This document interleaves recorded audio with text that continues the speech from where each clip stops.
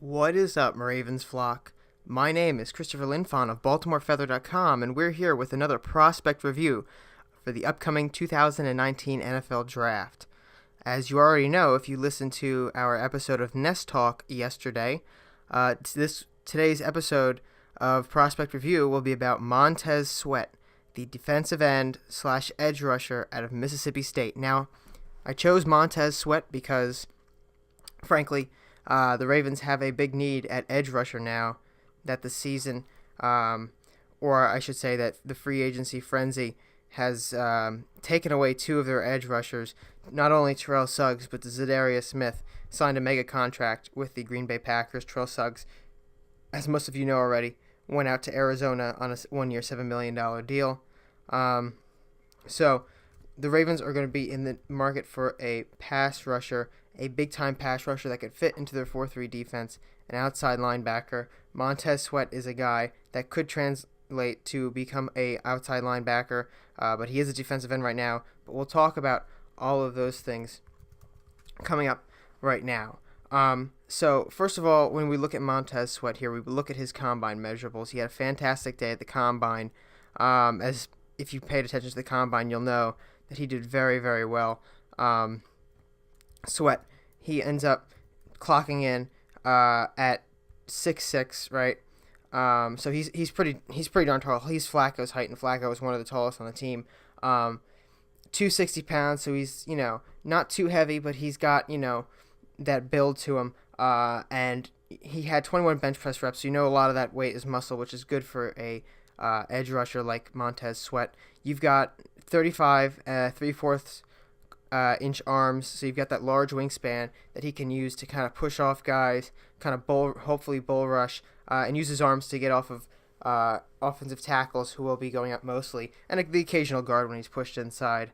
But he's got the 10.5-inch hands, so huge hands. But what really impressed me about Montez Sweat at the combine, of course, you've got that 4.41 second 40-yard dash. That's very fast for an edge rusher. Very fast for anyone his size. 6'6", 260 pounds, running a 4.41 at the NFL Combine. That's a big number right there for Montez Sweat, and that's going to shoot him up draft boards. He comes in with a 36.0 vertical jump, actually, and a 125-inch broad jump. And you look at his other numbers here from the combine: 4.29 seconds on the 20-yard shuttle, and 7.0 seconds on the 3-cone drill. So a great combine day for Montez Sweat. One of the top performers of the NFL Combine. He has monster numbers, not as crazy as DK Metcalf's numbers for what he did as a wide receiver, but Montez Sweat, one of the winners of the NFL Combine this year. So when we talk about Montez Sweat's combine numbers, I do want to point out a number that I think is useful when calculated here with these numbers, and that's his explosion number. And we're also going to be talking about, right after this, a production ratio. Now, these are calculations that I was introduced to in Take Your Eye Off the Ball 2.0, a book by Pat Kerwin, former NFL advanced scout. He's been in football coaching for a while, worked with Pete Carroll, other top coaches in the league. So this is something that a lot of teams, or at least pay attention to, maybe not in the metric that we're using it in, but these numbers, and based on how you calculate this, teams will pay attention to this too. A quick side note on the book: it's a very good book if you want to learn a little bit more on how teams do things and how to scout players. I read it before this offseason just to kind of get prepared for this upcoming draft, and I really enjoyed it. So we're going to go off of these calculations by Pat Kerwin here to get a deeper look at what Montez Sweat brings into his potential team in 2019. Now, the explosion number and production ratio, you'll note we did not use for the review on DK Metcalf in our previous review. That is because these numbers are for defensive players only, specifically for defensive linemen, defensive ends, edge rushers. These are guys who are tackling. Actually, I'm sorry, the explosion number isn't, but the production ratio is. You can use the explosion number on anybody, but it is really made for the defensive players here. So when you look at his explosion number, these are numbers we get off the combine. It's essentially his bench press reps, the total number of his reps at 225 pounds, plus the vertical jump in inches, plus the broad jump in feet, and we are looking for a number above 70 to be fantastic, or at least pretty notable here. And he doesn't really come out and grab that. So his explosion number here, it's not as good as other players in this draft class. It's 67.174. He comes out with those 21 reps, the 36-inch vertical jump, and the and his 10.4 foot broad jump. So not a huge explosion number here. You've got other guys in this draft class. I think Nicky Bosa from Ohio State's coming in with a 72.17. I calculated this earlier. But he is, one of the higher ups on my draft board. I believe he's the second highest, actually. Third highest, I'm sorry. O'Shane Ximenez out of Old Dominion actually has a higher explosive. Fourth highest. Why am I doing this to myself today?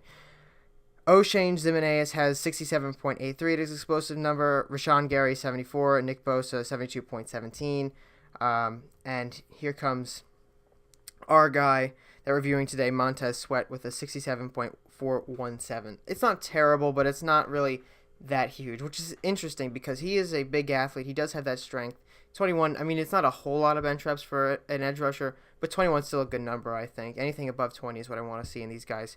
But with that speed, that 4.41 speed, you can't really take anything away from him. Now, what's really interesting about Montez Sweat here is his production ratio from in college. Our production ratio here, it's calculated by taking the total number of sacks plus the total number of tackles for loss and essentially just combining them and dividing by the total number of games he's played. Looking through the 10 players on my draft board at his position at defensive end, he has the highest production ratio at 2.02. When you're looking at production ratio, you want to find a guy above 1.0. He's at 2.0. There's no other player on my draft board that has a 2.0 so far. Of course, I hope to add more players to my draft board, but right now I'm going off with these 10 players. We've got on here Austin Bryant of Clemson, Brian Coward of Maryland, Charles Omenihu of Texas, Jalen Jelks of Oregon, Max Crosby, Montez Sweat himself, Nick Bosa, O'Shane Ximenez, Rashawn Gary, and Zach Allen. None of these guys have the production ratio that Montez Sweat has. So he was a monster producer in college, one of the best at his position, I think, in the SEC. He came in from Michigan State on a transfer and recorded 22.5 sacks and 30 tackles for loss in 2 single years with Mississippi State, and I don't believe he missed a game. He played 13 games, so that's 12 in a bowl game. Didn't miss a single game for Mississippi State, so he's durable, and this production ratio is a pretty darn nice number for him.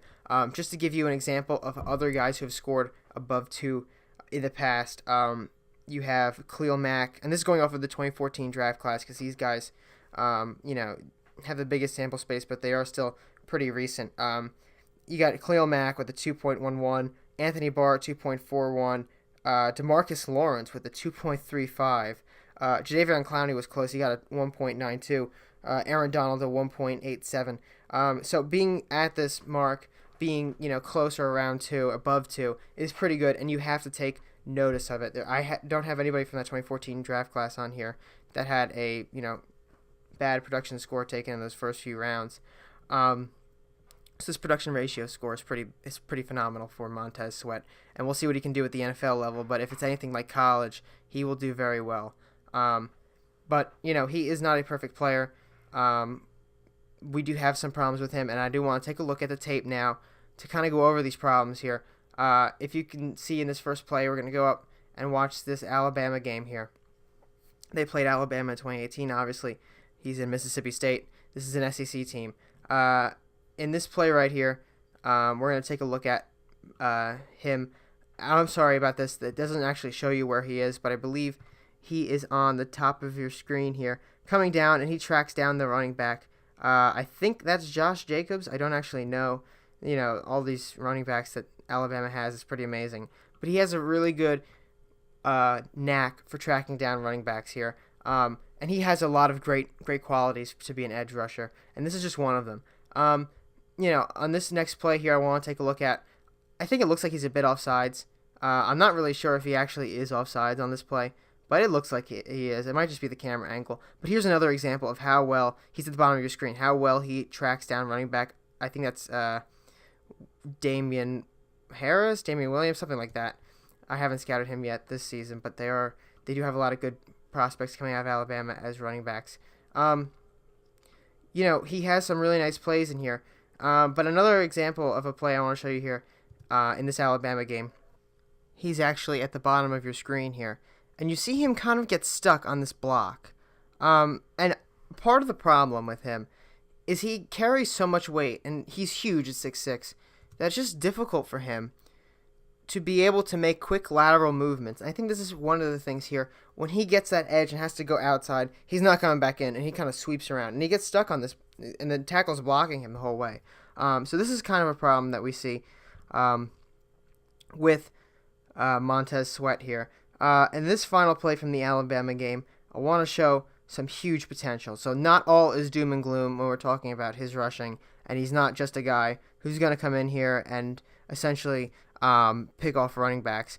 In this play right here, you can see he's at the top of your screen, and he just, with that little head bob, right, he jars that tackle away from where he's going. He makes him flinch to the outside, and he hits the inside, right, and he just takes off and gets Tua Tagovailoa. He doesn't make the sack because, Tua is an agile player and gets out of it, but he creates that pressure, makes Tua get away from wanting to pass the ball, and ends up getting hit by another linebacker there.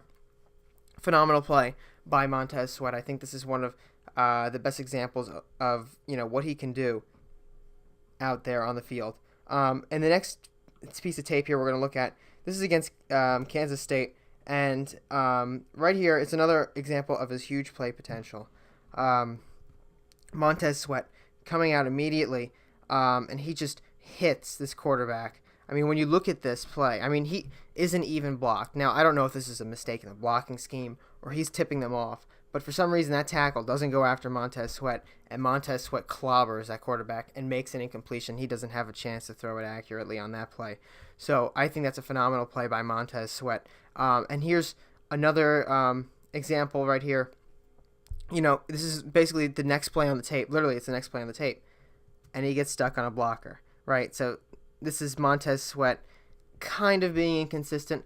A lot of people are, concerned about how he's going to play, against NFL blockers.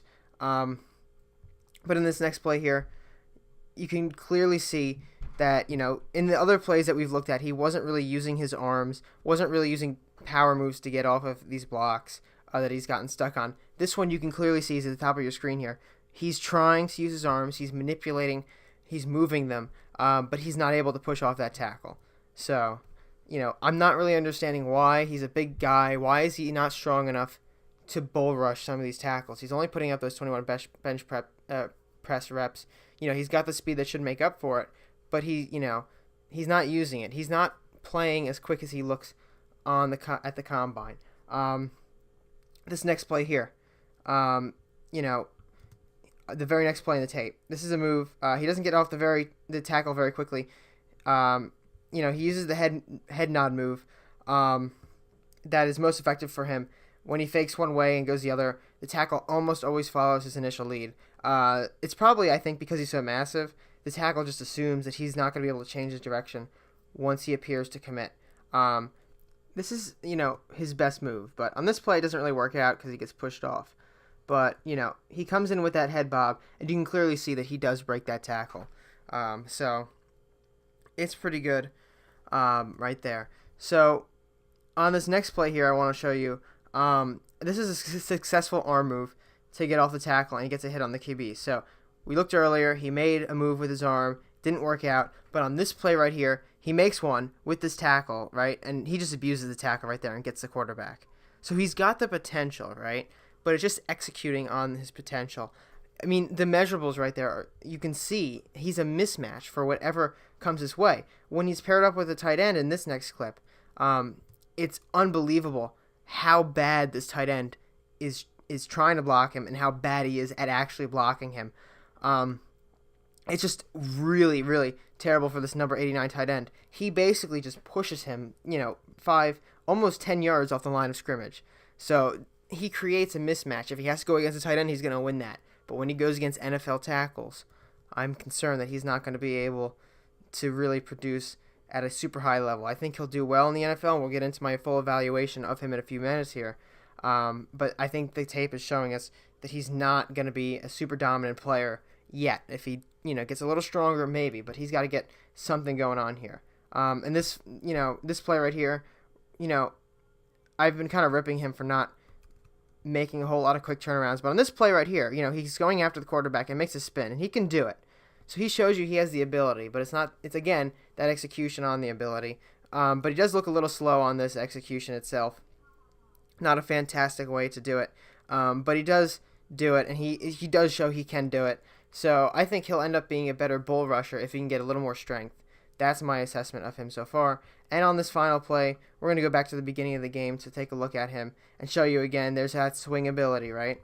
He's not, it's that height, that weight, everything he carries, he's got to swing to make those giant moves in direction, unless he spins, very close and tight to his body like we saw on the play before. So that's it on the tape. I don't think we need to look at it anymore. We can basically see his strengths, his weaknesses from here. Obviously, he has an amazing combination of speed, size, and strength on paper. Not so much strength with those 21 bench preps. It's still a good number, but it's not amazing. But he does have that size and that speed, and then you combine it with the strength he does have.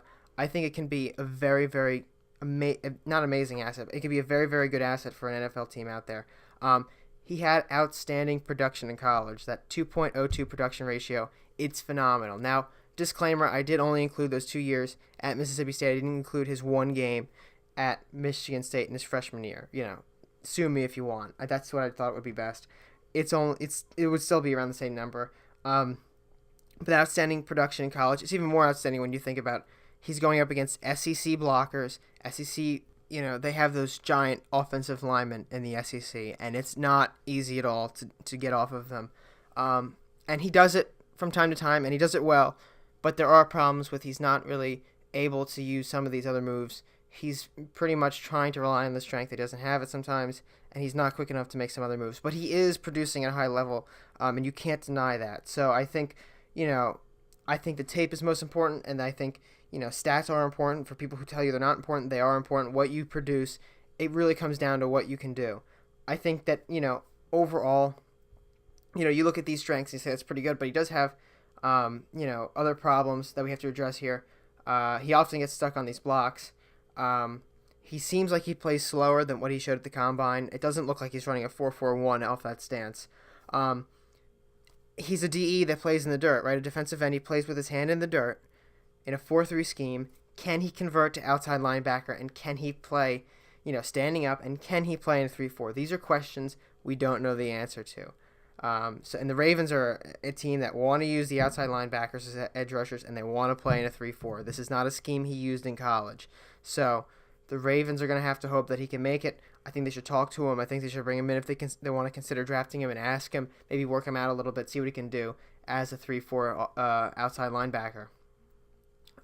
Doesn't appear he has a lot of lateral movement. He seems to swing around when changing direction. Seems unable to make quick transitions at times in direction while running. And even in his combine workout, he tried to make a quick move on one of the drills, and he slid on the turf, and he kind of fell down, but he got right back up. So again, I think it's really that height, that weight, that size, that really kind of prohibits him from making crazy movements, in lateral motion here. For a big, strong edge rusher, he never really seems to bull rush people. He doesn't push tackles out of his way. I think I went over this earlier. He relies more on his speed, his quick moves. Problem is, again, he's so massive, it's difficult to use it. I think that if he gets a little stronger, he can be a bull rush edge guy.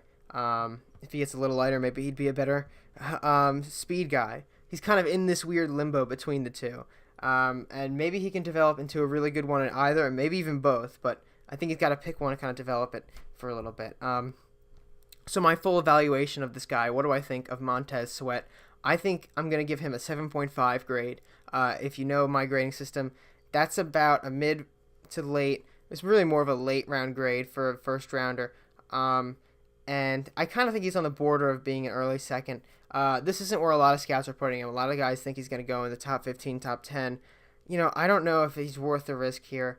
I think he's going to be. I think he's going to be a solid player for whoever picks him up, but he's not going to be, a surefire Pro Bowler. He has issues, that have to be addressed, and I think he's going to be, again, a good player. Nothing wrong with him as a person or anything. No red flags as far as I know. Montez Sweat, I think, he's going to have to just, fix up his game a little bit. And the problem is when you get guys who have to fix up their game a little bit, a lot of the times they can't. And I'm not saying he can. I think he probably can. But it is a little bit risky to take someone who's kind of in this limbo position where he is. I do like the prospect. I think he's worth a late round pick. But I think he's going to go a lot higher than that. Can the Ravens get him? I think he boosted up way on people's draft boards after that combine, showing that 4.41 speed. I think was his biggest asset in the combine there. Some guys might have him around the 20th best player mark. Others are going to tell you that he's a top 15, top 10 player. It really depends on the teams above. And to think that a lot of teams, there's got to be at least 5-10 teams out there that think he's a top 10, top 15 player. There's a lot more than 5 or 10 above the Ravens. There's a really good chance he's going off the board. But in case he is there on draft day, I think that the Ravens, should have inquired about him, make sure he wants to translate into an outside linebacker in a 3-4 system. If he is comfortable with that, if they think he can make the move, I think it's worth picking him at 22 if no one else better is available. Again, you got to go with the best player available. But you do have to make sure that it can translate into an outside linebacker. That's the number one thing right there for the Ravens. Again, I feel a little bit indifferent about Sweat. The numbers, the production he puts up, it's amazing. But he just feels like a raw prospect who, is a little bit risky here for a first rounder, especially in the early first round. But it's those measurables and it's that production ratio that he showed that production in college, whether you want to mess with his mechanics or not. He showed he can do it. He showed he can do it effectively. So I think he will be a good player, not a great player, a solid starter, not a superstar for whatever team gets him. He does have a chance of being a bust, if we want to go with our boom and bust here. But again, I think he won't be a bust. I think he'll be a good player, maybe 6-7 sacks a year kind of guy. So if the Ravens are looking for a superstar at the position, I don't know if Montez Sweat is worth it in the first round. If they're comfortable getting a guy who I think is going to put up decent numbers but not amazing numbers, I think Montez Sweat could be their guy. But again, you got to make sure he can play outside linebacker in a 3-4 because right now he's playing with his hand in the dirt as a defensive end in a 4-3. It's going to be a different transition for him. And, with not only that and kind of how raw he looks, I am a little concerned of what he could do on the Ravens. So, and I don't think that he'll be there for the Ravens. So if another team picks him up and does well with him, I'll be happy for him. But it will be risky for the Ravens to pick Montez Sweat. So thank you for listening and watching my review of Montez Sweat, defensive end out of Mississippi State. We'll have more prospect reviews coming up with you. Make sure to check out more articles on BaltimoreFeather.com and more of our YouTube videos on our Baltimore Feather YouTube channel, where you can find all of our video analysis of tape, of combine, of these draft prospects coming into the process of the NFL draft. The NFL draft will be this April, and we'll continue our coverage until then. And until then, I am Chris Linfont signing out for BaltimoreFeather.com.